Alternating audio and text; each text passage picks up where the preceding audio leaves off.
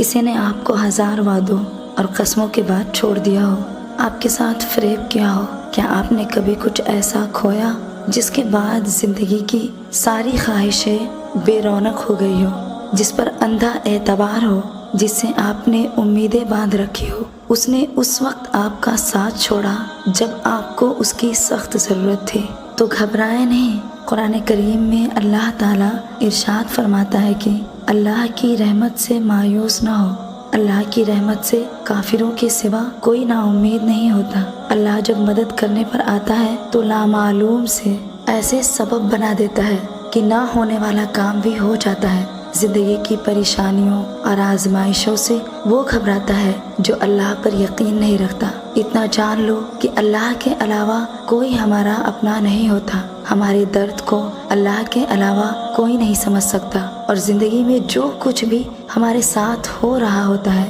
سب اللہ کی مرضی کے اور اس کے اشارے پر ہو رہا ہوتا ہے۔ لوہا آگ میں تپ کر بہترین اوزار کی شکل میں ڈھلتا ہے، بالکل اسی طرح من پسند چیز پانے کے لیے، من چاہی زندگی گزارنے کے لیے پہلے آگ میں تپنا پڑتا ہے، وقت کی تلخیوں اور کڑواہٹوں کو برداشت کرنا پڑتا ہے، تب کہیں جا کر نکھر سنور کر ایک خوبصورت لمحہ اور پرسکون زندگی ملتی ہے۔ اللہ اپنے بندوں کو ہر طریقے سے آزماتا ہے، کبھی کچھ لے کر تو کبھی کچھ دے کر۔ فریب دینے والوں اور مکار لوگوں کے پیچھے اپنا وقت ضائع نہ کرے۔ جو مانگنا ہے، دل میں جو درد ہے، سب اللہ کے سامنے بیان کرے۔ اپنا غم، اپنی پریشانیاں اسی سے بتلائے جو آپ کو سنتا ہو، سمجھتا ہو، ورنہ تو 1000 لوگ دعوے دار ملیں گے، زبان کے دعوے دار، عمل کی باری آنے پر آپ کو آدھے راستے پر چھوڑ جائیں گے۔ صرف ایک رب کی ذات ہے جو ہمیں کسی حال میں نہیں چھوڑتا، اس کو یاد کریں، اس رب سے مانگے، وہ سب کچھ لوٹا دے گا جو اب تک چھین چکا ہے۔